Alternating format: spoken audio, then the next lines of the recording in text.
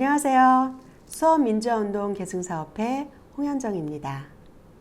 8월이 시작되었습니다.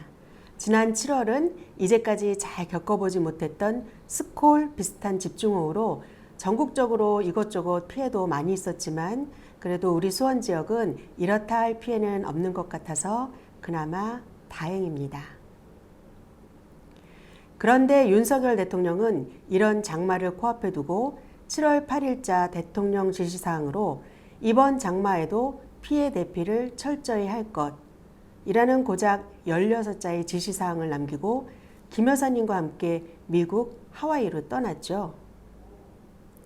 구술을 해서 검찰을 지냈고 팝송을 잘 불러서 해외 정치인들로부터 칭찬을 받고 있는, 또 공부를 잘한 사람들이 모여있는 대통령실인데 이거 너무너무 성의가 없는 거 아니에요? 실망입니다. 지난 22일에는 서울중앙지검이 건희 여사를 출장 조사를 하며 외려 검사들이 휴대폰을 반납당했다는데 조사 내용은 고사하고 이게 또 무슨 해괴한 일인가요? 요즘 김호중 덕분에 음주운전 사고를 내면 차를 버리고 집에 가서 문 잠그고 자면 된다는데 앞으로 검찰이나 경찰에 소환된다면 자기가 원하는 장소로 나오라고 하면 되겠네요. 지난 6월 20일에 시작한 국무인 동의 청원인 윤석열 대통령 탄핵 소추안 즉각 발의 요청에 관한 청원은 7월 20일 현재 143만 4,784명으로 완료되었습니다. 만약 국회 서버만 확충되어 있었더라면 훨씬 더 많은 동의가 있었을 겁니다. 앞으로의 진행 사항이 많이 기대됩니다. 제19회 수원민주주의 시민아카데미를 4월 24일 1강으로 시작하여 7월 2일 5강까지 모두 잘 마쳤습니다. 참여해 주신 강사님들과 모든 분들께 감사드립니다. 계승사업회 8월의 일정을 말씀드리겠습니다. 수원시민 통일한마당이 올해로 30주년이 됩니다. 이에 따라 8월 14일 수요일 오후 6시 30분에 제30회 수원시 통일한마당 행사추진위원회 발족과 강연회를 가지고 8월 28일 수요일에는 파주 일대에서 평화통일기행을 할 예정입니다. 행사추진위원회 개인과 단체 모두 참여할 수 있고요. 분담금은 단체가 5만 원 이상, 개인은 1만 원 이상입니다. 또한 8월 15일에는 광복절 제78주년 기념식과 필동 임면수 선생 동상 참배가 있습니다. 광복절 오전 10시 30분에 올림픽공원에서 진행되니 참고하세요. 그리고 필동 임면수 선생 탄생 150주년 기념 독립운동지를 찾아서의 국내 기행을 3차례에 걸쳐서 진행합니다. 1차는 8월 30일 토요일에 대전 국립현충원과 독립기념관을 찾아보고 2차는 9월 7일 토요일에 철원 일대를, 그리고 3차는 11월 2일 토요일에 홍성 일대를 돌아볼 계획입니다. 참가비는 당일 2만 원씩이고 학생은 무료입니다. 제12차 세계 일본군 위안부 기림일 행사가 8월 10일 토요일 오후 4시부터 8시까지 화성 행궁광장에서 개최됩니다. 기림 행사는 저녁 6시부터 시작하고 오후 4시부터는 여러 체험과 전시가 있을 예정이니 가족분들과 함께 하시면 좋겠습니다. 70년대의 민주화운동과 떨어뜨릴 수 없는 소중한 가객인 김민기 전 학전 대표가 7월 21일에 73세를 일기로 영면하셨네요. 그의 낮고도 조용한 음성은 언제나 우리와 함께 할 겁니다. 네, 8월이 은근히 바쁘네요. 이번 달에는 7월 칠석도 있고 월복이라서 말복은 중간에 들어있네요. 워낙 습하고 더운 날들이 이어지니 짜증나기 쉽지만 우리 얼굴 찡그리지 말고 웃으면서 살아가요. 매일 아침과 저녁에 거울을 보면서 웃어보는 건 어떨까요? 다음에 이어지는 민주사랑방에서는 재단법인 정의기억연대 이사장과 21대 국회의원을 역임하신 윤미향 전 의원과 함께 윤미향과 나비의 꿈을 주제로 이야기를 나누는 시간이 되겠습니다. 여러분 많이 많이 시청해 주세요. 감사합니다.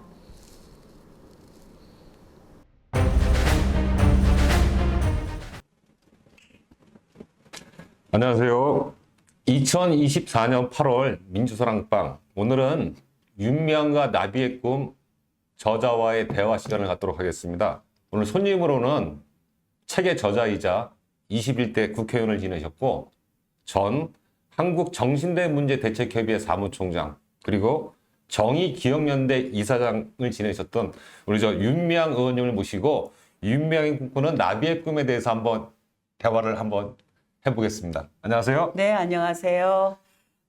지금 소개해 주신 대로 윤미향과 나비의 꿈, 여기 책이 있네요. 예. 예, 이 저자이기도 하고요. 이 책 전에는 이 10년간의 수요일, 20년간. 수요시가 20년이 되었을 때, 그때 또 그 제목으로 책을 냈다가, 그리고 또 25년이 되었을 때, 그걸 약간 보강해서 25년간의 수요일이라는 그 책을 썼습니다. 그래서 저자는 그렇게 또 두 책과 연관이 되고요. 예. 이렇게 함께 또 이야기할 수 있는 기회를 주셔서 진심으로 감사드립니다. 그 어릴 때 시인을 꿈꾸셨다 그랬는데 책을 네. 읽어보니까 전 진짜 책 내용이 너무 좋았습니다. 아, 그랬어요? 그 작년 가을에 사실은 22대 총선을 앞두고 수원 지역에 많은 국회의원 후보자들이 출판 기념을 했잖아요. 네.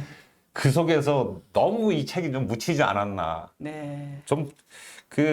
제가 이제 건설 현장에서 일하는데 중간중간에 이 책을 보면서 진짜 가슴이 아려오고 먹먹하고. 그리고 동시에 현 윤석열 정부와 네. 검찰 권력이 왜 이렇게 윤미향 의원을 이렇게 못 잡아먹어서 안달인가. 진짜 많이 느끼게 됐습니다. 그렇죠. 그 책에 제가 그걸 좀 담으려고 노력을 했어요. 그러니까 다 기억하시겠지만 2020년에 제가 국회의원 비례 후보가 되었을 때 바로 언론에서 일본의 언론의 어떤 그 보도를 인용하면서 예. 일본 정부가 요의주시하는 비례 후보 윤미향 이렇게 기사가 났었었거든요. 예. 근데 이제 그때부터 공격이 시작이 되어서 굉장히 뭐 다 아시겠지만 마녀라는 악마로 낙인이 찍혔죠. 그런데 뭐 억울하다 이런 감정을 개인적인 감정보다도 예. 이 진실이 제대로 왜 이런 일이 일어났는가라는 것을 제대로 밝혀야, 그리고 수많은 사람들에게 알려야 이 일본군 위안부 할머니들과 지난 30년 동안 함께 만들어 왔던 그런 나비의 꿈 평화의 세상, 그거를 다시 날개짓할 수 있었겠다라는 생각이 들어서 지금 제가 서 있는 이 역사의 현장, 윤석열 정부 아래서의 거꾸로 역사가 역행하고 있는 그거로부터 시작을 해서 그 책을 쭉 어린 시절까지 예. 엮어가면서 써보았습니다. 아유. 감동 있게 읽어주셔서 고맙습니다. 너무 재밌었습니다. 작년에 사실 그 수많은 그 국회의원 후보자들이 그 출판 기념회를 막 엄청나게 했잖아요. 근데 내용들이 다 비슷해요. 그렇죠. 솔직히 감흥은 별로 없어요. 네. 근데 좀 이 나비의 꿈은 진짜 네. 그 다른 사람들 출판 기념회 때문에 약간 손해를 보지 않았나 이런 생각이 들더라고요.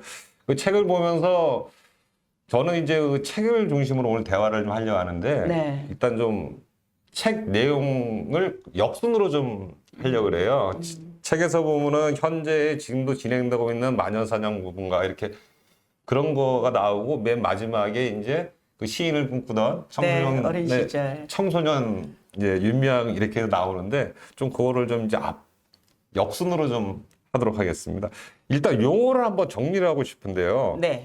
정신대가 맞는지 아니면 위안부가 맞는지, 그리고 또 요즘 이제 뭐 사회활동하는 사람들이 많이 쓰는 일본군 성노예가 맞는지. 네. 예, 그리고 그 단체명도 이제 바뀌잖아요. 네. 옛날에는 정신대 문제 대책 협의회였는데 요즘은 또 정의기억연대 있고. 그렇습니다. 이 부분에 대해서 한번 정리 좀 해주시죠. 그 용어에 대해서는 제가 25년간의 수요일이라는 책이 굉장히 자세하게 담았어요. 25? 지금 네 25년간의 수요일 예. 책에서 그러니까 용어를 선택할 때 또 그 용어를 선택하는 역사적인 과정이 있었어요. 그러니까 처음에 예. 정신대 문제대책협의회라고 저희가 이름을 지었을 때는 그 당시 모든 사람들이 일본군에 끌려가서 성폭력 피해를 입은 그 여성들도 정신대라고 불렸다라는 것으로 이해를 하고 있었어요. 그러니까 일제식민지 시기에 정신대 갔다, 정신대 갔다. 이것이 바로 일본 군대의 성폭력, 성노예 피해를 입은 여성들을 그렇게 일종의 폄훼해서 예, 불었던 예. 그런 말이라고 생각했던 거죠. 심지어는 그 시대를 살았던 동시대인들도 그렇게 이해를 하고 있었기 때문에 저희 단체 이름을 지을 때 한국정신대 문제대책협의회다라고 짓고 활동을 시작을 했던 거죠. 그러니까 1992년도까지만 해도 저희는 그래서 이 용어를 계속 정신대 문제, 정신대 할머니, 정신대 피해자 이렇게 하고 있었어요. 그런데 운동을 시작하고 역사 문서가 발굴이 되고 또 피해자들이 증언을 시작하고 하면서 이 여성들은 역사적인 문서에 위안부로 불리고 있었구나. 라는 것을 확인을 하게 된 예. 거죠. 무엇보다도 일본에서 계속해서 연구를 해왔던 양심 있는 그 연구자들, 교수가 미국의 그 공문서를 통해서 공문서에서 조사를 했는데 그 공문서 안에도 컴포트 위민이라는 용어가 있기도 하고 또 일본 군 문서를 찾아냈는데 그 문서 속에서도 종군 위안부라고 불렸던 종군 위안부, 그런 역사적인 사실들을 확인하게 된 거죠. 그러니까 위안부라는 용어로 사용이 되었기 때문에 저희가 운동을 시작하면서 그럼 용어를 어떻게 할 거냐. 1992년도에 8월에 서울에서 처음으로 제1차 그 당시에 연대회의 이름도 제1차 정신대 문제 해결을 위한 예. 아시아 연대회의. 예. 근데 영어로는 정신대라는 말이 아니라 그 당시에도 일본군 위안부로 그렇게 쓰고 있었어요. 영어로 쓸 때는 컴포트 위민이라고. 예. 근데 이제 그 회의에서 우리가 용어를 어떻게 부를 것이냐라는 것을 토론 끝에 종군이라는 말은 사용해서는 안 된다. 왜냐하면 종군은 누구의 입장에서 이름을 붙여진 거냐. 그건 가해자들이 보기에 군을 따라왔다. 그러니까 그렇죠. 피해자들 입장에서 피해자 중심주의에서 붙인 용어가 아니라 그런 가해자 네. 중심에서 군대를 따라왔다라고 해서 종군이라고 불려졌던 것이기 때문에 우리가 종군이란 말은 이 문제를 왜곡하는 것이다. 그러니까 가해자들이 역사를 피해자의 그런 강제성 또 인권 침해 피해성 군의 어떤 그런 정책적이고 체계적인 범죄라는 것을 숨기기 위해서 쓴 용어이기 때문에 종군은 빼자. 예. 대신에 그러면 역사적으로 불려졌던 위안부이기 때문에 작은 따옴표를 꼭 하자. 왜냐하면 여성들은 위안부가 아니었기 때문에 위로하고 편안함을 주는 그런 여자다라고 하는 의미에서 일본군이 문서에 그렇게 붙였지만 여성들은 성노예였기 때문에 성폭력 피해자였기 때문에 위안부라는 역사적인 용어가 사실이었다라는 것을 드러내기 위해서는 작은 따옴표 위안부 예. 대신에 범죄 주체인 앞에 일본군을 앞에 붙이면 일본군이 들어갔다는 자체는 강제성, 제도, 예, 예. 국가의 범죄 이런 것을 의미하잖아요. 그래서 일본군 작은 따옴표 위안부. 하지만 이제 이것을 국제사회의 영어로 이야기를 할 때는 위안부 그러면 그 자체로 아무리 작은 따옴표로 붙이지만 또 그 문제를 왜곡할 소지가 있기 때문에 그걸 해석하는 그게 무엇이었는가 성격을 해석해서 밀리터리 섹슈얼 슬레이브리 바이 저펜 그러니까 군성 노예였다. 일본군에 의한 그것을 의미하자라고 해서 일본군 성노예라는 것을 국제사에서는 사용했고요. 근데 이제 그 용어를 그렇게 1차 아시아 연대회의 때부터 사용을 하다가 2000년도 넘어고 2010년대를 넘어가면서 국제사회에서 사용하고 있는 일본군 성노예와 일본군 위안부가 같이 혼용되었어요. 예. 그래서 위안부라 불렸던 일본군 성노예 문제. 이것이 또 한편으로는 성격을 잘 드러내는 문제인 것 같다라고 하는 그런 또 의미가 부여되면서 이 용어로는 일본군 작은 따옴표 위안부라고 사용되기도 하고 일본군 성노예라고 쓰기도 하고 위안부라 불렸던 일본군 성노예. 라고 쓰고 있습니다. 그러니까 정신대는 실제로 근로에 종사했던 근로 정신대 피해자들, 그러니까 그것도 역시 강제로 연행이 예, 되었죠. 그렇죠. 제도로 정책적으로 그 근로 정신대 피해자들을 지칭하는 용어였고, 이 성폭력 성노예가 되었던 여성들은 일본군 작은 남편 위안부로 사용되었다라고 해서 저희 단체가 그 한국 정신대 문제 대책협의회라는 단체를 바꿀 것이냐라는 토론도 계속됐어요. 그런데 토론 끝에 이미 정신대 문제 대책협의회로 국제사회에 알려져 있기 때문에 그건 그대로 용어를 쓰되 분명히 해석을 하자라고 해서 하다가 2015 한일 합의 이후에 우리가 그 재단을 만들어서, 그러니까 정부가 만드는 한일 합의로 만드는 화해치유재단이 아니라 정의롭게 이 문제를 해결하기 위한 재단을 우리가 만들자. 그럼 피해자의 제안에 따라서 그렇게 운동을 하면서 그때는 일본군 성노예제 문제 해결을 위한 정의기억연대라고 이름을 바꿨던 거죠. 그래서 그때부터는 단체명에도 일본군 성노예제, 그 제도의 제자를 특히 붙여서 그냥 성노예가 아니라 제도였다라고 해서 일본군 성노예제 문제 해결을 위한 정의기억연대로 재단 법인을 만들어서 활동을 시작했던 거죠. 그런 역사적인 맥락이 있었습니다. 정대협은 그러면 이제 결국은 그 정의기억연대로 발전적 이렇게 통합 그런 거죠. 이렇게 된 계승된 거죠. 거죠. 네. 그럼 아무튼 지금은 그래서 한국정신대 문제대책협의회는 이제 역사의 단체가 됐고요. 그것을 그대로 이어받아서 활동하고 있는 단체가 정의기억연대인 거죠. 네. 용어는 이렇게 전 생각하겠습니다. 네. 위안부라 불렸던 일본군 성노예제. 그렇게 불리는 이렇게, 게, 네. 예. 근데 이제 그 길잖아요. 예. 그러니까 설명을 할 땐 그렇게 할 수 있지만 길기 때문에 그냥 우리가 흔히 지칭할 때는 일본군 작은 따옴표 위안부 혹은 일본군 성노예. 네. 예, 알겠습니다. 저는 이제 윤명호님을 한 두세 발 옆에서만 항시 뵀던 것 같아요. 네. 처음에는 저는 이제 윤명호님이 경상남도 남해 분인 걸 몰랐어요. 근데 21대 총선 때 네. 제가 사천에 좀 잠깐 있었거든요. 아, 그때 우리 전 이사장님 네. 하셨던 황인성 이사장님이 출마하셨죠. 출마하셔가지고 제가 사천에서 한 10개월 정도 자취를 했어요. 네. 그때 이제 김산성 선배님이랑 같이 오셨는데 그때도 당연히 이렇게 한 서너 발짝 옆에서 봤는데 사실은 많은 분들이 윤명호님의 고향이라든지 그리고 가족관계라든지 그다음에 학교는 그럼 남해에서 나왔나 서울에서 나왔나 모르거든요. 네. 한번 간략하게 한번 청소년기까지 한번 이렇게 스케치 좀 해주시죠. 그게 이제 윤미향 그러면 그냥 일본군 위안부, 윤미향 그러면 정대협. 네. 이게 이제 주로 공적인 활동을 많은 시간을 또 많은 부분을 많은 연대를 하면서 투여했기 때문에 제 사적인 그런 영역에 대한 설명이라든가 홍보할 일이라든가 이런 게 기회가 없었던 것 같아요. 그래서 제가 제 고향이 남해입니다. 그러면 경상도 분들도 깜짝 놀래요. 당신 남해 사람, 저를 별로 안 좋아하는 분들은 당신 경상도야 굉장히 기분 나쁘게. 그리고 또 어떤 분, 어머, 우리 고향 분이셨어요? 이렇게 또 상반되는 그런 반응을 보이시는 분들이 있는데요. 제가 수원 사람이 된 것은 중학교 3학년 6월부터라고 할 수 있을 것 같아요. 그러니까 중3 때 전학을 왔고 경상남도 남해군 남면 그 해성중학교에서 다니다가 전학을 왔고 그때 수일여자중학교로 전학을 왔어요. 네. 그래서 졸업은 수일여중에서 했고 그리고 연합고사를 통해서 영신여자고등학교를 졸업을 했고 다 여고였어요. 그 당시에 이렇게 수원에 약간 여고, 남고가 좀 구분이 되어 있잖아요. 그렇죠. 그리고 이제 완전 수원 사람으로 삶을 산 거죠. 제가 그 전학을 온 다음에 박정희 대통령이 죽었어요.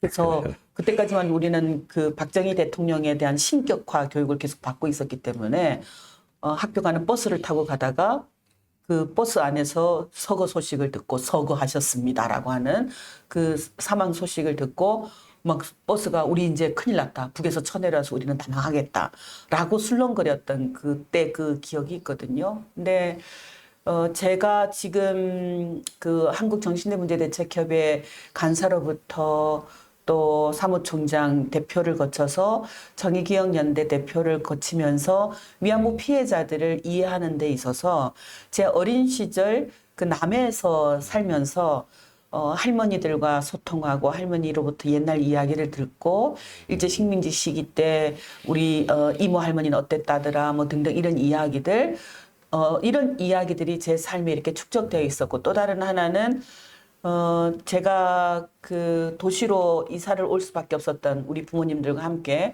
올 수밖에 없었던 굉장히 중요한 이유 중에 하나는 시골에 제가 사는 동네 가까운 곳에 고등학교가 없었어요. 근데 고등학교를 다니기 위해서는 또 도시로 부모가 같이 그러니까 제가 혼자를 어디 보낼 수는 있었겠지만 제 부모님이 딸을 그래도 혼자 보낼 수 없다라고 해서 도시를 이사 오기로 결정을 했고 그때 이제 사실은 제가 굉장히 힘든 청소년기를 지나죠. 수원에 와서 힘든 청소년 시기를 지나고 근데 부모님께 저 때문에 부모님 이사를 도시로 왔다라는 생각 때문에 힘든 거 표현할 수도 없었고 지난 시골에서 살았던 살면서 만났던 함께 했던 제 친구들 그리고 도시로 돈 벌러 갔던 그 여성들의 농촌의 딸들의 이야기 그 이야기를 제가 도시에 와서 만났던 건 언제였냐면은 1988년 서울 올림픽 있던 그때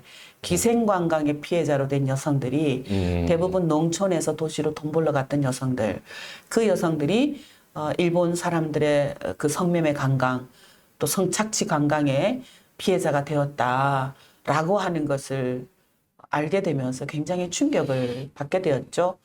어쩌면 제가 어린 시절 시골에서 그 농부의 딸로 살면서 살았던 그 어린 시절의 경험이긴 하지만 그 경험이 이렇게 성인이 되어서도 수많은 제 삶에 그런 터닝 포인트, 전환점을 만들게 해주고 했다라는 생각이 좀 듭니다. 책을 보니까 전학으로 오셔가지고 이 도시 사람들 사투리 많이 쓰지. 네. 얼굴이 새까맣지. 네. 그래서 많이 사춘기 소녀로서 많이 힘들었던 게 느껴지더라고요. 네. 저는 그래서 다름을 차별로 만드는 그리고 그 다르다는 것을 웃음거리로 만드는 사실은 그 다름 속에 소수자로 있는 사람은 내가 다르다라는 것 때문에 다수가 깔깔거리고 웃는 그것조차도 이게 상처를 입게 되고 또 날개가 꺾이게 된다라는 것 그것을 다수의 사람들은 모를 수가 있어요. 뭐 제가 사투리를 했는데 너무 웃겼어. 그래서 온 교실이 깔깔거리고 웃었어요. 게다가 선생님은 거기서 저에게 너 사투리로 노래도 하니? 그 노래 한번 해봐라. 그런데 노래에는 사투리가 없다라고 확신했던 제가 노래를 자신 있게 불렀을 때 첫 마디부터 선생님을 비롯해서 온 교실이 깔깔거리고 웃었을 때 뭐지? 내가 사투리로 노래를 했나? 노래 가사를 그대로 했을 뿐인데 그 얘기는 그 글로 나타난 것은 사투리가 아니라 표준말로 했을 거 아니에요. 그들이 말하는 표준말. 그런데 그 가사 그대로 노래를 했는데 왜 나보고 너는 노래도 사투리로 하니라고 선생님이 저에게 비웃었을 때 그 선생님의 그 한마디를 시작으로 교실에 온 친구들이 깔깔거리고 웃었을 때 제가 느꼈던 그 당혹감 그리고 그 피해를 극복하기 위해서 제가 매일 밤 이를 악물고 노력했던 그 사투리 억양을 바꾸기 위해서 노력했던 그 노력 사실은 지금도 아마 어떤 분들은 느끼실 거예요. 제가 말을 할 때 일부러 의도적으로 그런 게 아니에요. 습관이 되어서 의와 어를 굉장히 이렇게 분명하게 발음하려고 노력하는 그 아마 이런 도시에서 살았던 사람들은 결코 이해할 수 없는 그런 그 경험을 중3 때 하기 시작했던 거죠. 그래서 저는 이 다름 속에서 소수자로 있는 사람들에 대한 그 차별은 꼭 너 나빠가 아니라 그런 다름을 존중하지 않고 희화하고 웃음거리로 만들고 하는 그것도 그 당사자에게는 차별이 될 수 있다. 그래서 저는 특히 인권운동하는 사람들, 평화운동하는 사람들에게 늘 부탁드리고 싶은 말이 있어요. 다수인 나의 입장에서, 다수의 그룹 속에 속한 나의 입장에서 상대방을 이해하려고 하거나 또 역사의 흐름을 해석하려고 하거나 하지 말고 늘 그 수수자의 입장에 서서 그 위치에서 한번 생각을 해봐라. 그러면 세상을 같이 보게 될 것이다 라는 부탁을 늘 하게 되는 것 같아요. 그거 다 제 경험에서 나와서 예. 그런 이야기도 사실은 제가 왜 일본군 위안부 할머니들의 역사에 관심을 갖게 되었는지, 왜 기생관광 피해자들의 삶에 관심을 갖게 되었는지, 또 이 운동을 시작하면서 이 위안부 할머니들과 함께 손잡고 오는 분들이 대부분 강자나 다수나 힘을 가진 사람들이 아니었어요. 돈 많은 사람들이 아니었어요.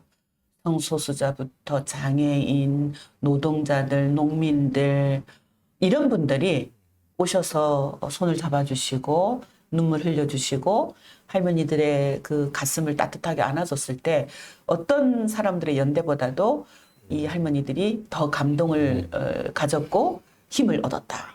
그런 말씀을 꼭 드리고 싶습니다.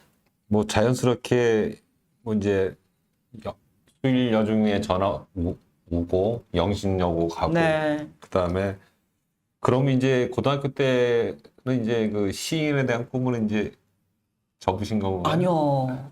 그러니까 두 가지 꿈을 계속 병행을 하고 있었던 것 같아요. 제가 초등학교 2학년 때는 교감 선생님의 칭찬 때문에 그냥 단순한 거 아니었어요. 제가 글을 잘 쓰는지 그것도 몰랐고 제가 뭔가 글을 뭐 이렇게 잘 만들어서 말을 하는지도 잘 몰랐고 그런데 교감 선생님이 윤미향이 누구니? 너는 신이 돼도 좋겠구나. 글을 참 잘 쓰네. 라는 한마디에 시인이 사실은 어떤 건지도 모르고 시가 구체적으로 어떤 건지도 초등학교 2학년 때 동시를 학교에서 처음으로 접하던 그때에 시인이 무엇인지 시가 무엇인지 어떻게 알겠습니까? 그런데 그때부터 시인이 되는 꿈을 꿨고 그런데 중학교 2학년 때 여자가 목사가 될 수 있구나. 여자는 뭐 유치원 선생님이나 학교 선생님 또 물론 지금 그 직종에 대해서 비하거나 폄훼하는 게 아니라 늘 정해져 있었죠. 여자나 요런 직업. 간호사. 네, 간호사. 의사가 아닌 간호사. 뭐 이런 거. 보육 그렇죠. 교사. 네. 교장 선생님이 아닌 그냥 뭐 예. 다른 양호 선생님 뭐 예, 이런 예. 거.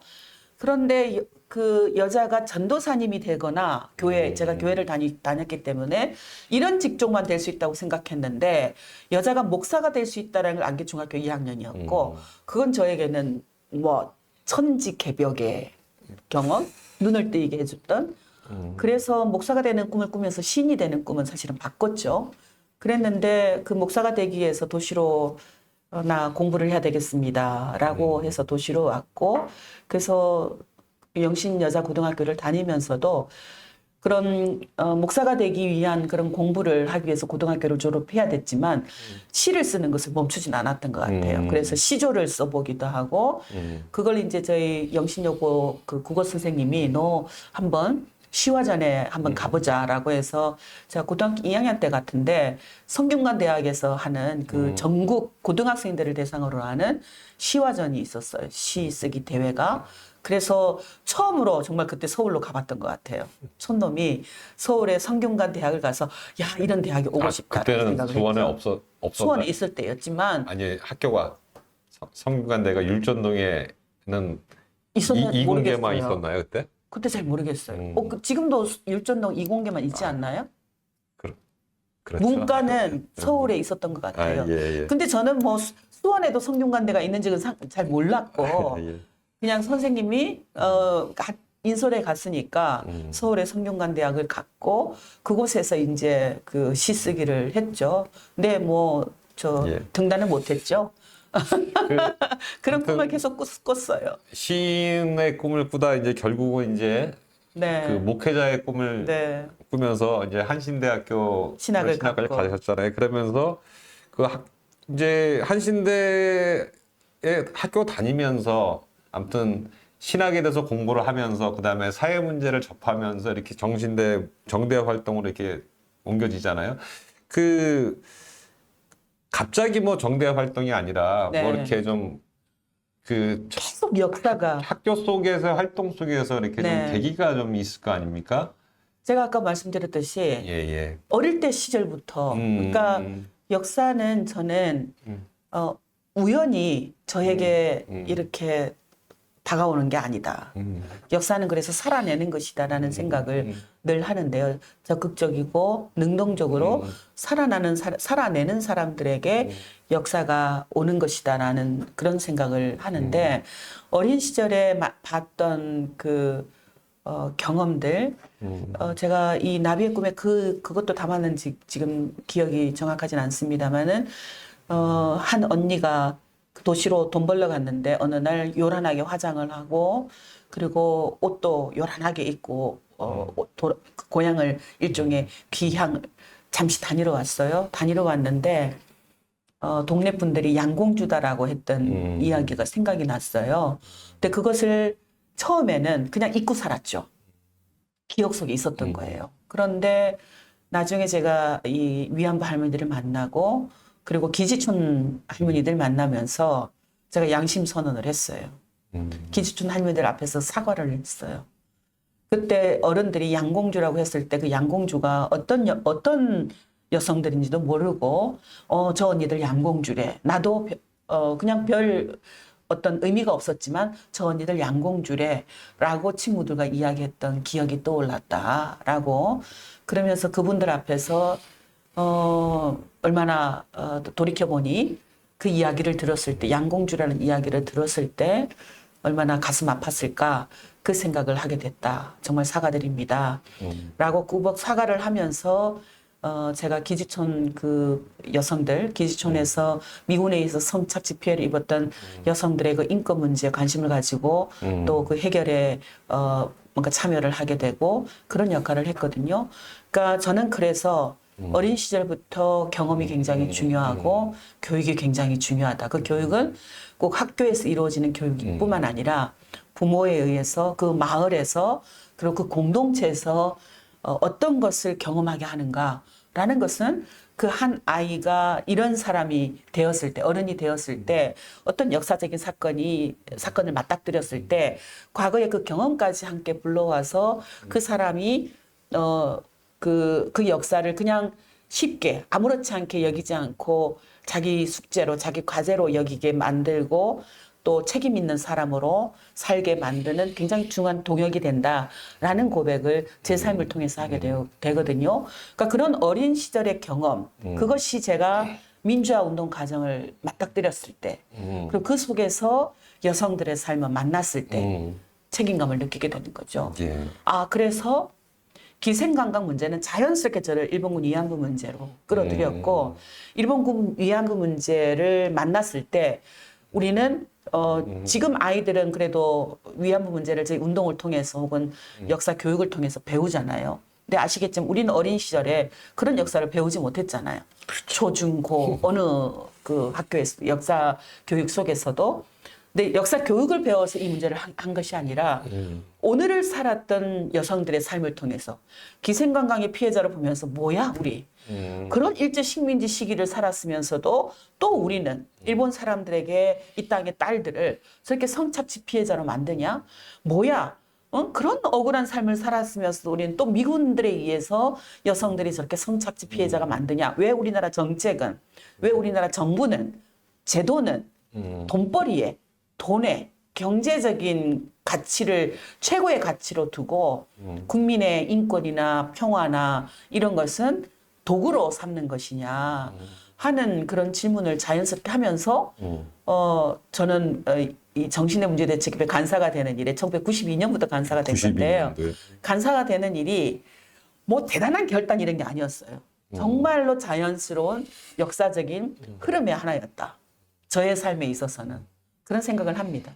학교 다니면서 아무튼 민주화운동을 접하게 되고 활동을 하면서 특히나 그런 속에서 여성, 사회적 약자적 네. 여성, 그렇습니다. 그다음에 뭐 기지촌 여성이라 네. 그럴까요? 네. 그분들 같은 경우에 그분들의 인권 네. 이런 문제에 더욱더 이제 많이 힘을 쏟고 관심을 많이 그렇죠. 가지셨네요. 그래서 92년부터 이제 정대협 활동을 이제 본격적으로 이제 네. 하신 거죠. 네. 그럼 할머니들과의 함께한 기간이 30년. 네, 30년. 예, 30년 되는데. 제가 기생관광 문제를 알고 기생관광 반대 캠페인을 시작하면서 또 그 90년대는 정대협 간사로가 아니라 한국 기독교 장로의 여신도의 전국연합회라는 예, 예. 그 단체 간사로 있으면서 그 데모에 나가고 뭐 성명서를 발표하고 했던 걸로 치면 시간이 좀 더 되지만 정대협의 간사로부터 시작을 해서는 약 30년이라고 할 수 있을 것 같아요. 예, 92년 전에는 아무튼 여성과 네. 인권과 평화 운동을 하시다가 네. 92년부터 이제 어찌 되면 이제 본격적으로 이제 정대 그렇습니다. 활동을 하셨네요.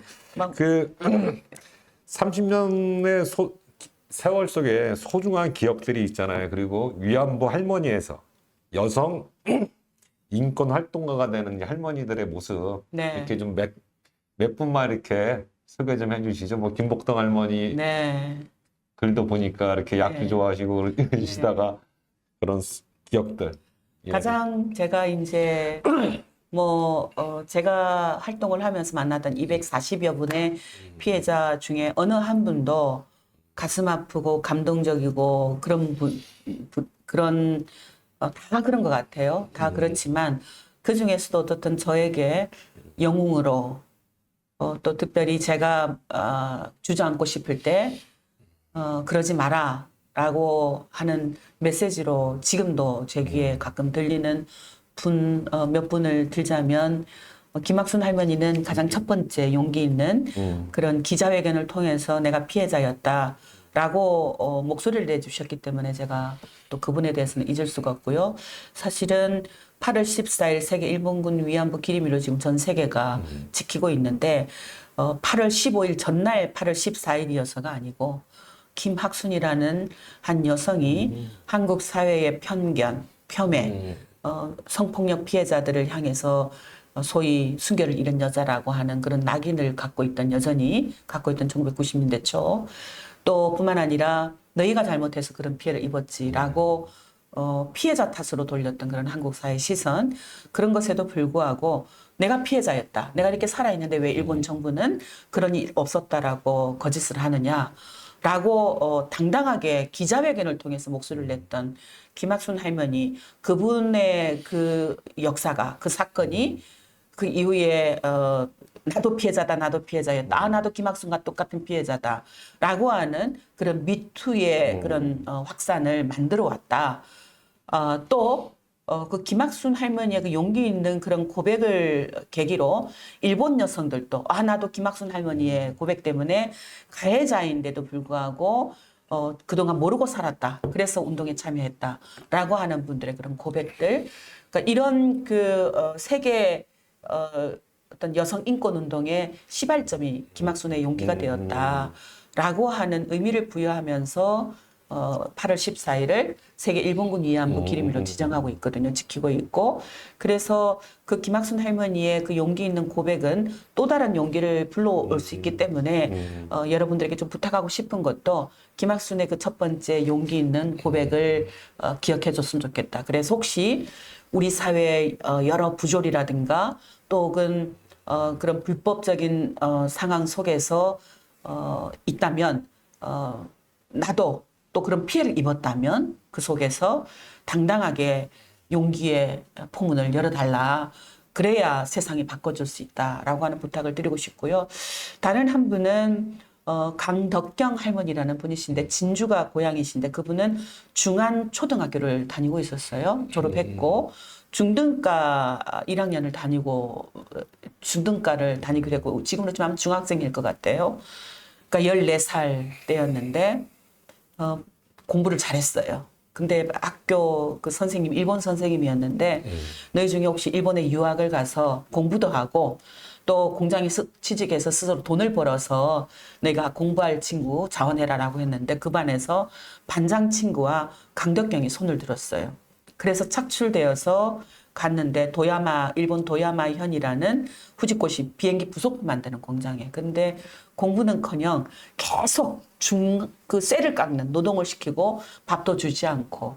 그러니까 도망을 2번을 시도를 해요. 그렇죠. 네. 근데 도망 끝에 결국은 미리 알고 있었던 헌병이 트럭을 그 군용 트럭 그것을 대기하고 있다가 여성을 태워서 반장 그 친구하고 둘이 태워서 강간을 하고 그리고 위안소로 보내줘요. 그런데 그때 그 반장 친구는 어디로 갔는지 알 수 없다라고 이야기를 합니다. 근데 그분이 92년도에 처음에 저희 사무실에 왔을 때를 기억을 해요. 너무나 왜소했고 너무 말랐고 돈을 좀 벌면 다 산부인과에 다 갖다 바쳤다 하는 그런 고백을 하셨죠.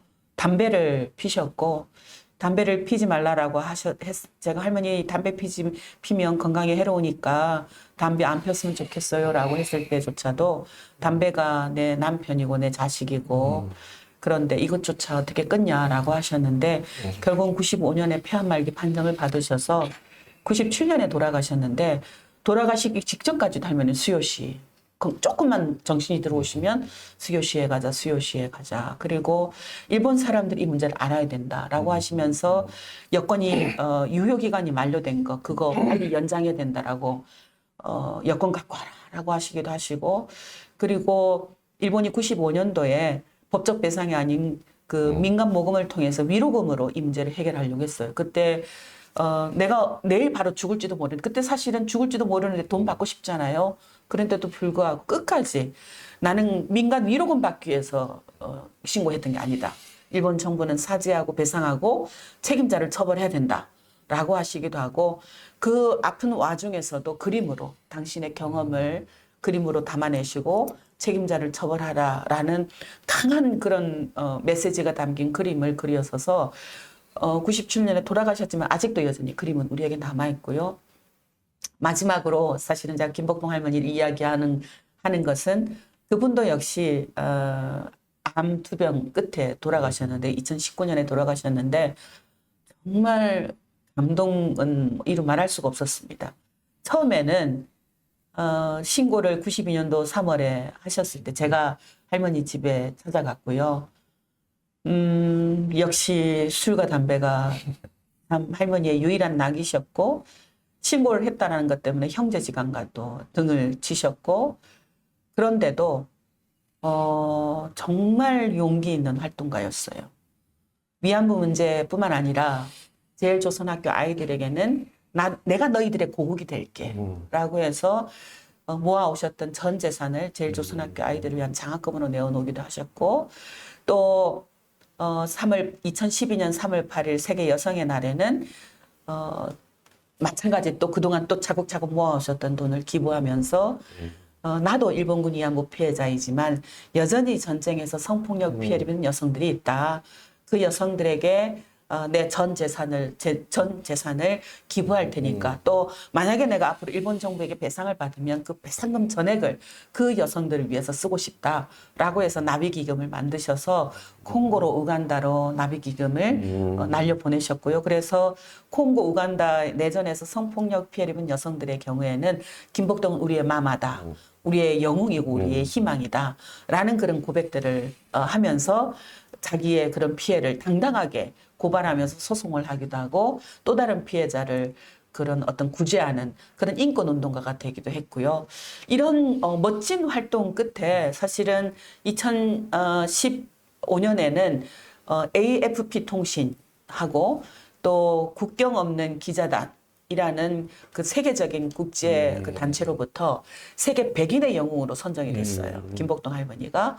그래서 그 또 영웅으로 선정되기로 했고 2년 전에는 우리나라 그 민족민주열사 추모 사업 추진위원회 추진단 거기에서 김복동 할머니를 민족민주열사로 또 인정을 해서 매년 6월에 또 민족민주열사 추모를 할 때 함께 김복동 할머니, 강덕경 할머니, 김학순 할머니는 열사로 또 이렇게 받고 있습니다. 그래서 2018년에는 공식적으로 김복동의 희망이라는 단체가 출범을 했고요.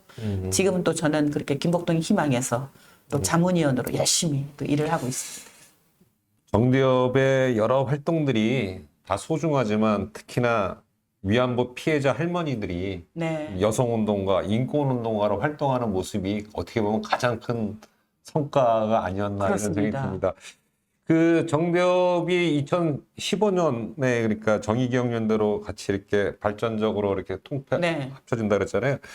아무튼 뭐 지금까지 뭐 정대협이든 정의기억연대든 주요한 사업들이 있는데 보면 정대협 활동이겠죠. 뭐 수요시라든지 네. 그다음에 전쟁과 여성인권 박물관 건립, 건립했고 평화의 평화비 소녀, 평화의 소녀상 나비 건립했고. 그리고 베트남 성폭력 지원 사업 여러 네. 가지가 있는데 뭐 이렇게 뭐 몇 가지만 한번 얘기해 주시죠. 사실은요, 다 소중한 건데. 그런 사업들은 이미 말씀하셨던 것처럼 우리가 계속해서 일본군 위안부 문제를 해결해 가는 과정에 있어서 새로운 연대를 만나면서 또 함께 해결해 가고 또 함께 해결해 나가고 이런 그러니까 그런 역사를 지나오면서 필수적으로 해야 되는 그런 활동이었고, 저는 그 무엇보다도 정대협 활동에 있어서 중요한 성과다라고 할 수 있는 것은 피해자가 주체적인, 그러니까 피해의식을 깨트리고 침묵을 깨트리고 주체적으로 운동가가 되어서 유엔에 서고 ILO 무대에 서고 미국 의회, 유럽연합 의회, 또 캐나다, 뭐 네덜란드, 아시아 피해자들의 어떤 그런 목소리를 함께 엮어내고 이런 여러 가지 활동의 피해자들이 중심이었다, 주축이었다, 주체자였다. 그런 노력을 통해서 어떤 성과를 만들었냐면은 유엔에서 이 일본군 위안부 문제는 심각한 인도에 반한 국제법 범죄이다. 국제법을 위반한 범죄다라는 판단을 받아냈고, 또 ILO 전문가위원회에서는 이것은 그러니까 성노예 범죄를 강제 노동을 금지하고 있는 그런 ILO 협약 29호 협약을 위반한 사례다. 그러니까 일본 정부는 피해자들에게 배상해야 된다라고 하는 권고를 받아냈고, 유엔에서는 여러 차례 권고가 나왔어요. 보고서가 채택이 되었고, 무엇보다도 라디카 쿠마라 수암이라는 여성 폭력 문제 특별 보호관은 그 보고관제가 유엔에서 결정되자마자 첫 번째 보고서로 일본군 위안부 관련한 보고서를 발표를 해서 일본 정부에게 사죄와 배상, 책임자 처벌을 권고를 했고요. 그건 1995년 그리고 1996년에는 그것을 채택을 했고, 또 1998년에도 유엔에서 전시 성적 노예제 등에 관한 특별보고관도 이 문제는 심각한 전쟁 중에 자행된 성폭력, 성노예 범죄였다. 따라서 일본 정부는 피해자들에게 사죄하고 배상해야 되고 역사 교육해야 되고 추모비도 건립해야 되고 책임자를 처벌해야 된다라는 권고를 했어요. 그 권고는 유엔에서 만장일치로 채택이 됩니다. 그런데 일본 정부가 받아들이지 않았어요. 그거를 한국 정부가 한 게 아니라요. 피해자들과 정대협이 해낸 거예요. 그다음에 그렇게 유엔이 한 것도 받아들이지 않아서 우리가 그다음에 했던 건 뭐냐면은, 자, 그러면 일본하고 지금 동맹국이라고 하면서 일본을 비호하고 있는 미국 의회는 어떠냐. 그래서 미국에 있는 재외동포들이 중심이 되어서 적극적으로 미국 의회에서 이 결의를 채택하게 하자라고 해서 2007년 7월 30일에 미 의회에서도 일본 정부에게 피해자에게 사죄해야 된다라는 그런 결의를 121 결의안이라는 그 결의를 채택을 했죠. 그리고 그것을 이제 시작으로 해서 유럽연합의회가 또 2007년 12월에 굉장히 강한 메시지를 담고 있어요. 피해 범죄를 인정해야 되고 사죄해야 되고 모든 자료 공개해야 되고 또 배상해야 되고 역사 교육 교과서에 기록해야 된다. 그리고 추모비도 건립해야 된다. 근데 일본 정부 지금 오히려 평화의 소녀상을 철거하라고 하고 있죠. 책임자도 처벌해야 된다. 라는 결의를 담았어요. 그게 유럽연합의회에서 만장일치로 결의 채택됩니다. 네덜란드 의회에서도, 캐나다 의회에서도 채택돼요. 그 한국 정부가 한 거 아니에요. 피해자들과 정대협이 아시아 피해국들의 그런 연대를 받아가면서 또 세계 각지 인권단체들의 연대를 통해서 평화운동단체 연대를 통해서 그걸 만들어낸 거예요. 그건 저는 굉장히 중요한 성과라고 생각합니다. 말씀하셨지만 피해자들의 인권 회복을 위한 운동뿐만 아니라 나비기금을 통해서 다른 전시성폭력 피해자들의 인권 회복, 또 평화의 소녀상과 사실은 전쟁과 여성 인권 박물관은 결국 미래 세대들을 위한 거였어요. 피해자들의 늘 목소리에는 나는 이런 피해를 입었지만 우리의 아이들은 이와 같은 피해를 입으면 안 된다. 그거였어요. 그래서 그것을 전쟁과 여성 인권 박물관을 그것도 2012년 5월 어린이날에 어린이날이 개관을 했습니다. 그때 김복동 할머니께서 말씀하셨죠. 우리 어린 아이들에게 주는 평화의 선물이다. 이것이. 우리 아이들에게는 선물로 주고 싶은 게 바로 평화예요. 우리가 살았던 전쟁이 아닌. 참 가슴 아프죠. 여전히 팔레스타인에서 우크라이나에서 또 여러 분쟁 지역에서 그렇게 우리 할머니들이 주고 싶어 했던 평화의 선물을 아직도 요원한 상태이기 때문에 그래서 저는 오히려 이럴 때일수록 위안부 피해자들이 우리에게 남겨주셨던 그런 평화의 선물 그것을 지키고 만들어 나가야 되는 그런 책임이 있다라는 생각이 합니다. 저는 그 운동이 저희 지난 정대협 운동을 통해서 우리 인류 사회에 굉장히 중요한 역할들을 했다라고 자부하고 또 할머니들과 함께 당당하게 그 손잡고 때로는 어깨를 끄고 때로는 지팡이가 되었고 또 때로는 잘 들리지 않는 할머니들의 귀가 되고 또 때로는 잘 보이지 않는 할머니의 눈이 되어서 그 삶을 함께 옆에서 지켜보고 살 수 있었던 윤미향은 참 행복했다라고 고백을 드리고 싶습니다. 할머니들께 고맙습니다. 그 행복한 삶을 계속 사시지 왜 또 이렇게 정치권으로 이렇게 뭐 저는 책을 보니까 왜 네. 제도 정치권으로 돌아왔는지 이해가 됐어요. 그쵸? 네. 근데 뭐 그 지금 수구 언론과 정권이 얘기하듯 왜 윤미향이가 국회의원이 됐냐 이렇게 공격을 하잖아요. 네. 근데 그 국회의원에 대해서 꼭 하고자 했던 부분, 네. 과제라든지 그리고 이런 거가 뭐 분명하게 있으니까 이렇게 제도 정치권으로 들어오셨잖아요.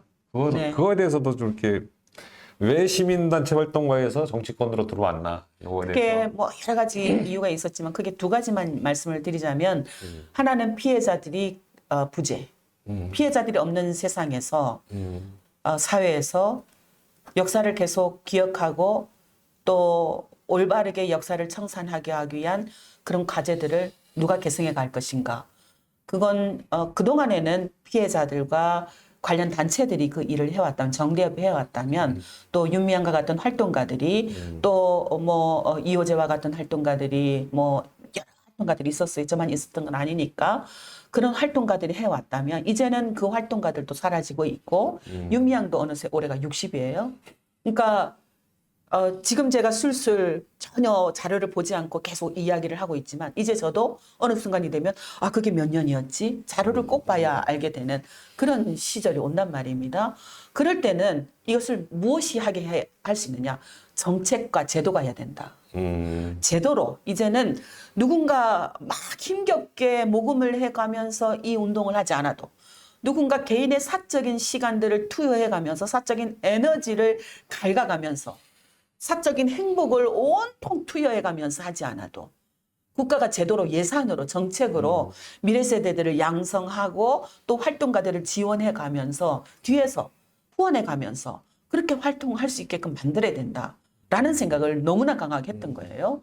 그것을 그게 피해자들이 특히 이제 김복동 할머니가 2019년도에 돌아가시고 나니까 이제 그러면 이 운동을 피해자가 남겼던 이 운동을 어떻게 기록하고 계승하고 보존하고 확산할 수 있을까? 국가가 막 이어가야지 이제는.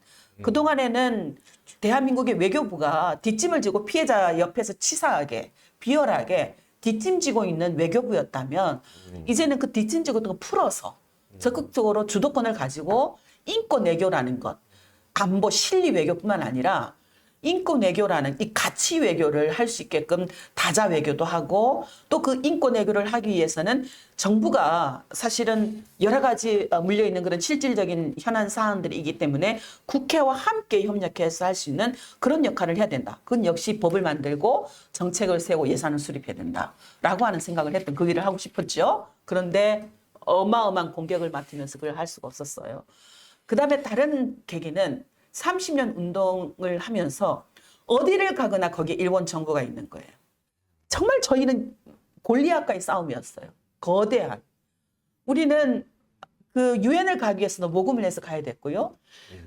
정부들은 막 인류 호텔에서 그 음식도 다 제공해 주는 거 먹으면서 해야 됐지만 저희는 가면 음식을 여기서 한 가방을 할머니가 편안하게 드실 수 있는 한국식 음식 재료들을 다 싸서 그걸 끙끙끙끙 들고 가서 제가 할머니하고 할머니가 6시에 일어나시면 5시부터 일어나서 음식을 준비를 해서 식사를 대접하고 설거지를 하고 저도 이제 치장을 하고 할머니와 함께 캠페인을 갑니다.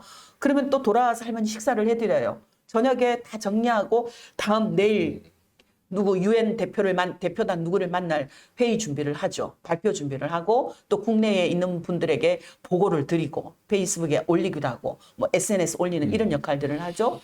이런 역할들을 할 때 늘 어디를 갈 때마다 일본 정부는 유엔을 가도요. 저 유엔의 전범국이기 때문에 일본 언어는 유엔의 공식 언어가 아니에요. 독일어도 그렇고. 독일어도 네, 그래요? 독일어도 그렇고. 저 위에 아예 자기들의 통역자를 딱 구해서 쫙 앉습니다. 이렇게. 자기 대표단이 앉아요. 그리고 통역관까지. 우리는 앉지 않아서 막 옆에서 알아들을 수 없는 그런 언어들을 막 번역해가면서 머리에 쥐가 날 지경으로 그렇게 활동을 하고 있는데 또 다른 한편으로는 미국의 어디 대학을 가서 대학생들을 만나잖아요. 그럼 그 어느 늘 일본 정부가 키운 유학생들이 있어요.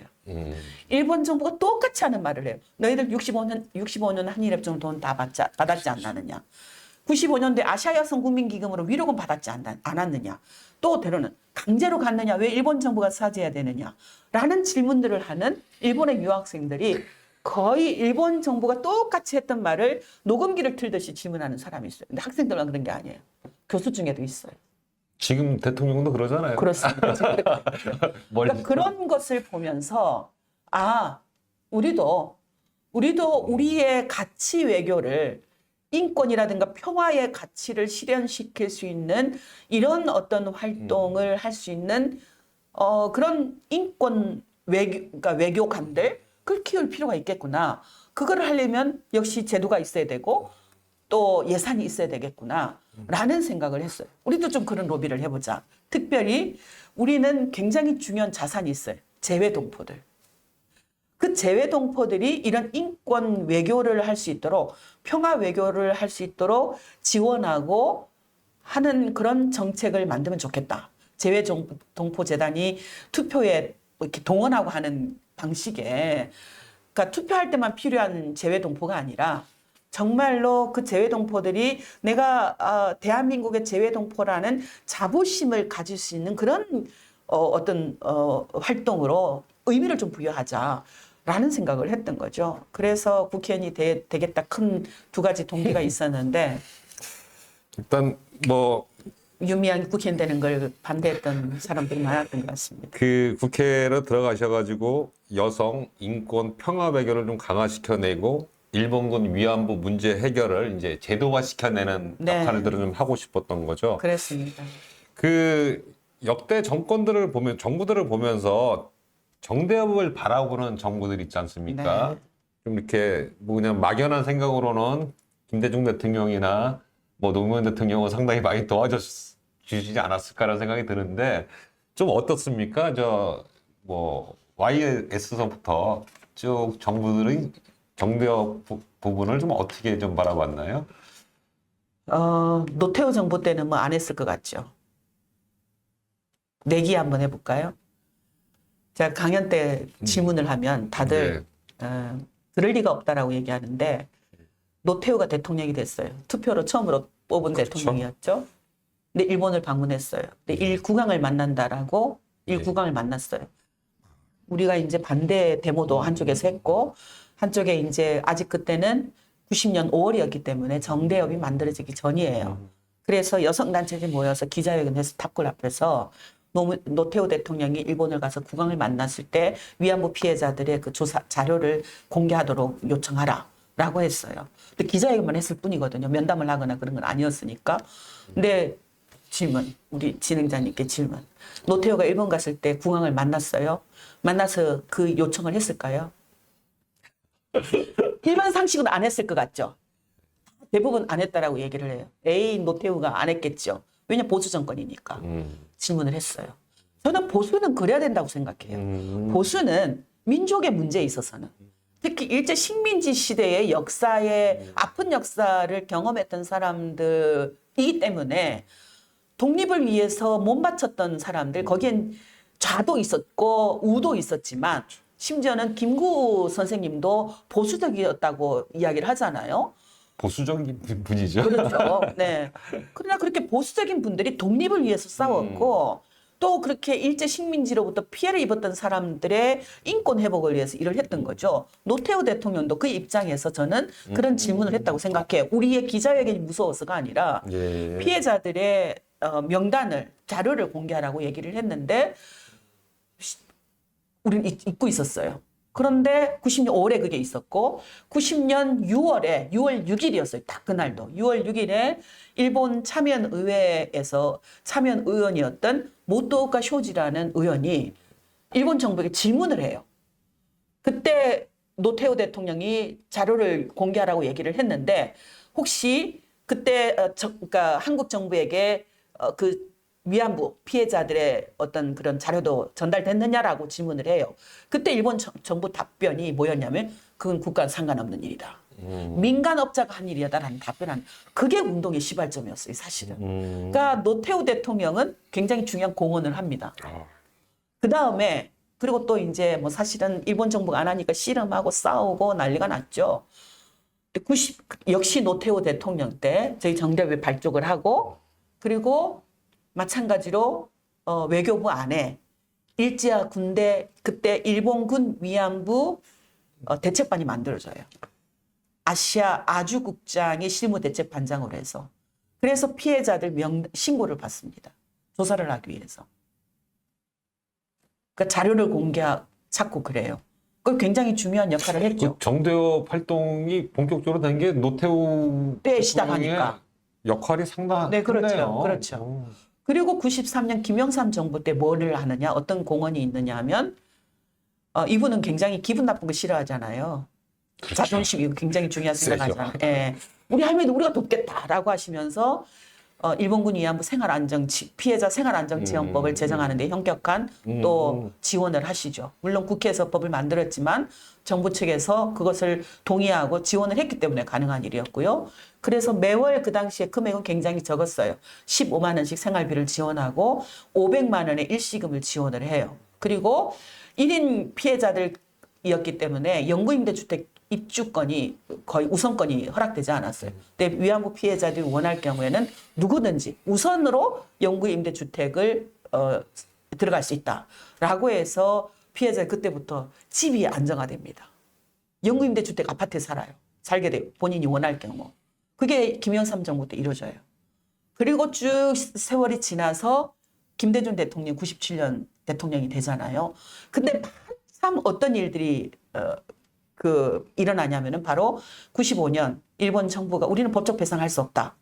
피해자들이 가난하기 때문에 위로금을 주겠다. 민간 모금을 통해서라고 얘기해요. 그래서 우리가 그걸 반대하면서 우리가 피해자들 지원하는 위로금 우리가 모금을 해서 주겠다라고 선전해서 모금을 했는데 모금이 안 돼요. 한국은 위안부 문제로 모금 될 것 같죠? 모금 안 돼요. 모금이 안 됐는데 딱 김대중 대통령이 됐잖아요. 저희가 김대중 대통령을 찾아가요. 이러이러니 아시아 여성 기금을 막기 위해서는 그 기금에서 4,300만 원을 할머니들에게 1인당 주는데 우리가 적어도 그 정도는 줘야 피해자들에게 아시아 여성 기금이 아닌 요거를 받으시고 우리 일본 정부에 법적 배상을 요구합시다 라고 제안을 할 수 있습니다. 대통령이 그럽시다 라고 해서 저희들이 모금한 거에 더해서 총 4,300만 원을 채워줘요. 그래서 피해자들 1인당 모두 4,300만 원을 지원을 할 수 있었어요. 정확하게 기금 이름은 뭐죠? 아시아 여성 평화 국민 기금. 네. 그게 일본 정부가 한 거였고 그걸 막기 위해서는 우리 정부가 지원금을 별도로 한 거죠. 그게 김대중 대통령의 저는 굉장히 중요한 기여도였다. 피해자들과 시민단체가 굉장히 주체적이고 당당하게 일본 정부의 사죄와 배상을 요구할 수 있게끔 밑거름을 만들어줬다라고 생각할 수 있는 것이고요. 그 다음에는 이제 뭐 그거에 기반해서 계속 운동이 해오는데 가장 힘들었던 건 박근혜였죠. 사실은. 물론 중간중간에 그래도 공안은 여전히 변하지 않았다고 생각해요. 계속 저희의 활동을 정보를 취합하고 그러다가 이명박 정부 때 헌재가 판결을 내려요. 위안부 피해자들에게 피해자들의 이 문제를 해결하기 위해서 적극적인 외교적인 노력을 하지 않은 한국 정부가 위헌하고 있는 것이다. 라는 위헌 판결이 났고 그때부터 공안과 일본 공안, 한국 공안이 총 총 힘을 다해서 저희 운동을 감시하고 그러죠. 그러다가 2015 한일합의 이후에는 노골적으로 공격을 시작합니다.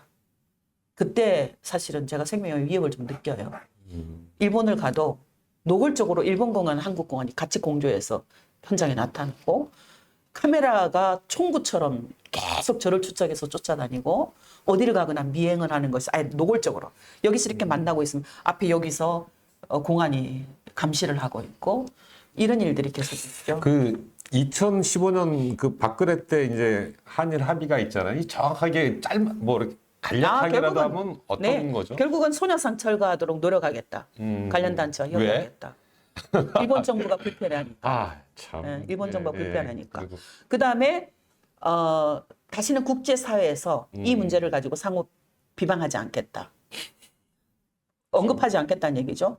세 번째, 이것으로 최종적이고 불가역적인 해결이다. 이것이 뭐냐? 일본 정부가 범죄 인정도 하지 않고 공식 사죄도 아니고 아베는 나는 털끝만큼도 내 입으로 사과하고 싶지 않다 했죠. 2015 한일합의 이후에. 그러나 국고에서 돈을 내서 화해치유재단을 설립해서 거기에 출연하겠다. 그걸로 피해자들이 1억씩 지급하게 하겠다라는 거였죠. 그러니까 강제 동원 노동자들이 대법원의 배상 판결을 받았잖아요. 그 이후에 제3자 변제 방식이라는 희귀한 해결 방식을 윤석열 정부가 일본 정부에게 제안했고 실제로 시행을 했죠. 피해자들과 뭐 거의 대부분의 국민이 반대를 해도 그보다는 조금 나았지만 왜냐하면 일본 정부가 국고에서 내는 거니까 그래도 나았지만 여전히 그들은 법적 배상했다라는 법적인 책임을 졌다라는 기록을 역사적으로 남기지 않기 위해서 화해치유재단은 한국인회가 만들어라. 그게 일본 정부가 국고에서 지원금을 내겠다. 그럼 그걸로 피해자 1억씩 지원금을 줘라. 일종의 기부금을 내는 거죠. 그런 방식으로 해결했던 게 바로 2015 한일 합의였습니다. 그것으로 최종적이고 불가역적인 해결이다. 다시는 국제사회에서 문제 제기하지 않겠다. 소녀상을 철거하겠다.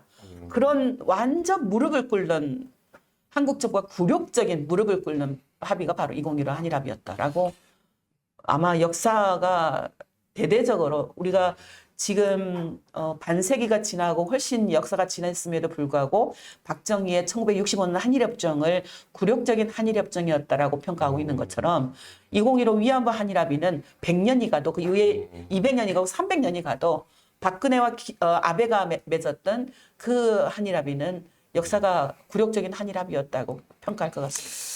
그 오늘 말씀을 들어보니까 난 노태우 대통령이 그래도 큰 게 역할을 했네요. 네, 초기에 그런 역할을 그리고 했습니다. 현재도 진행되고 있는 21대 국회의원 윤미향에 대해서 이렇게 마녀사장을 하는 게 이게 어제 오늘 일이 아니라는 게 분명해지네요. 이명박 때서부터 그리고 그래서 박근혜 저는 때서부터. 네, 윤미향과 나비의 꿈을 못 보신 분들이 좀 읽어주셨으면 좋겠는데 사실은 오늘의 이 대담에서 다 담을 수가 없잖아요. 예.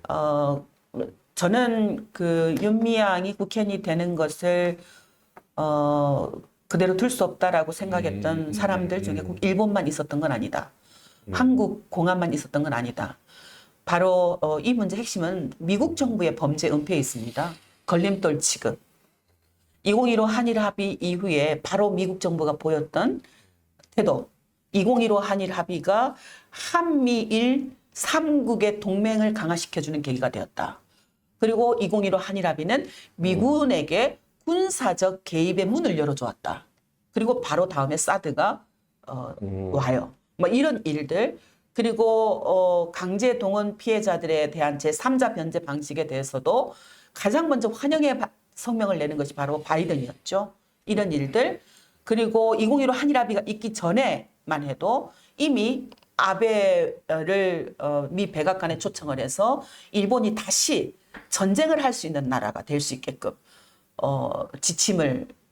협약을 맺는다라든가 아베에게 군국주의의 그 날개를 달아준 거죠. 지금 기시다에게는 마찬가지 군국주의의 날개를 달아주는 것인데 결국은 일본과 한국에게 군국주의의 날개를 달아주는 것은 미국의 인도태평양 전략에 이 일본과 한국을 동맹체제라는 이름으로 사실은 동맹이 아니죠. 종속이죠.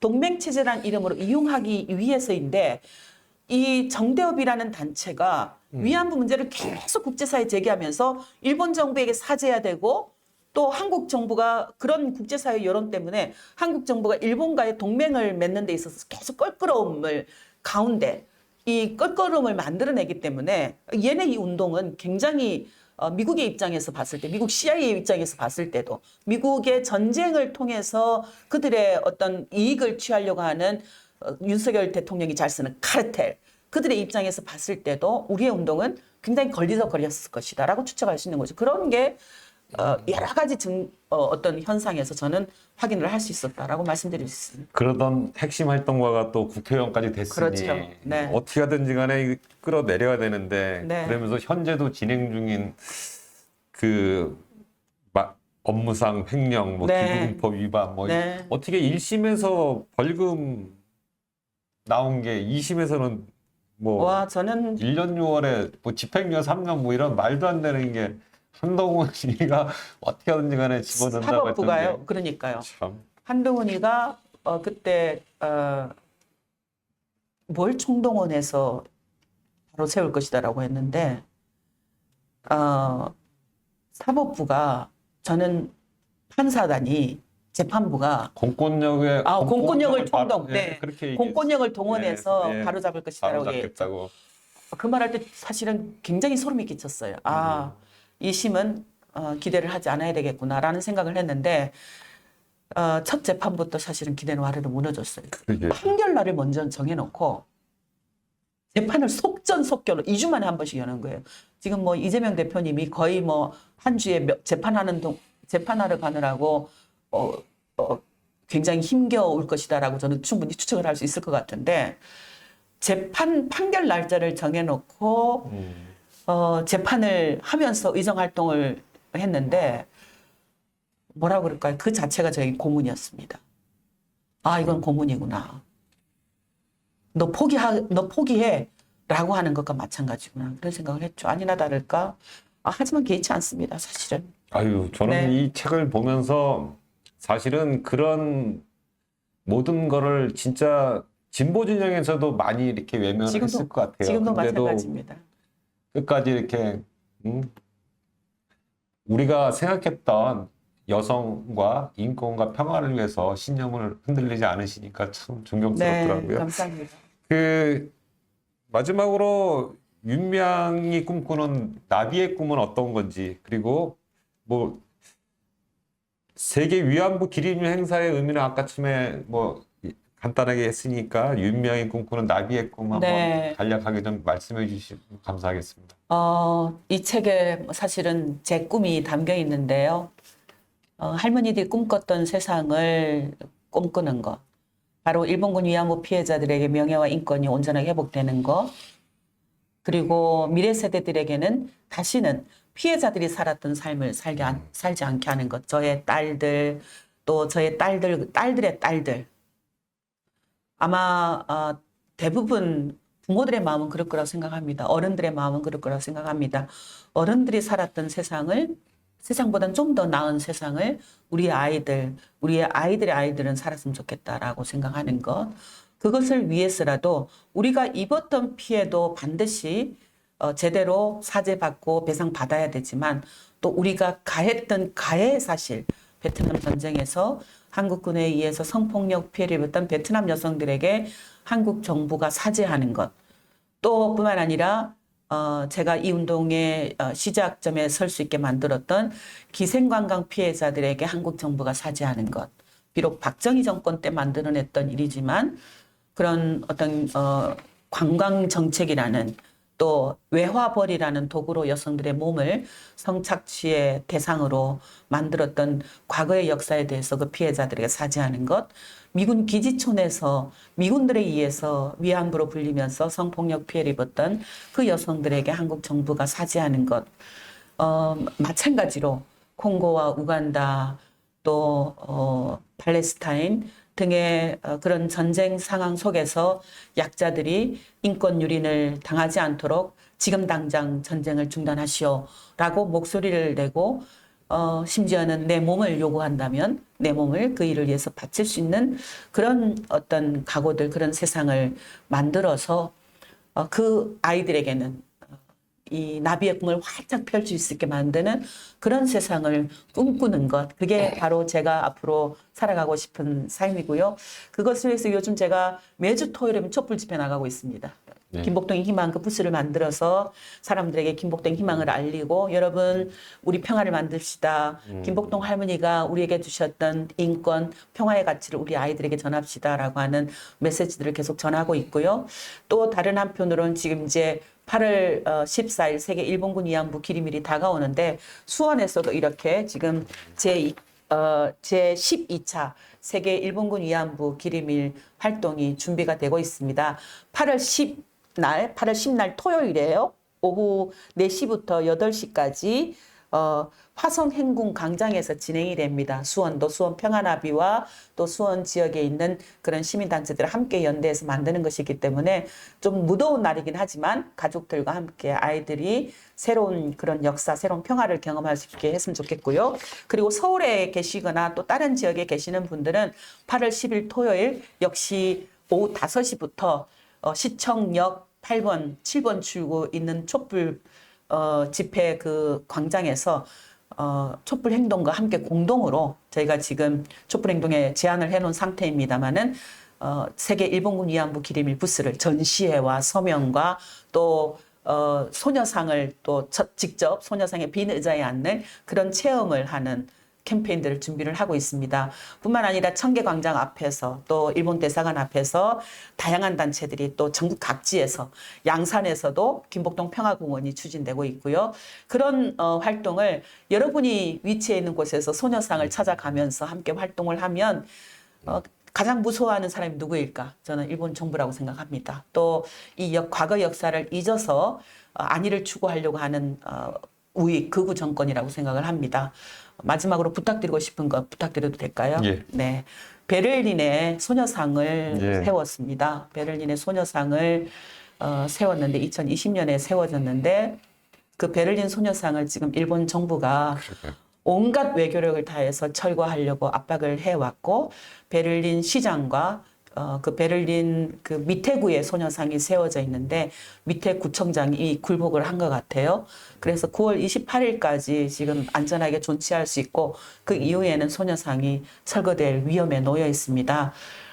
지금 김복동의 희망이 그 소녀상 철거를 막기 위해서 캠페인을 하고 있고 또 그 소녀상 철거를 막기 위해서 독일 현지에서 온몸을 바쳐서 일하고 있는 코리아 협의회를 지원하는 후원금도 모으고 있습니다. 김복동 희망 페이스북이나 홈페이지에 가면 여러분이 확인할 수 있는데요.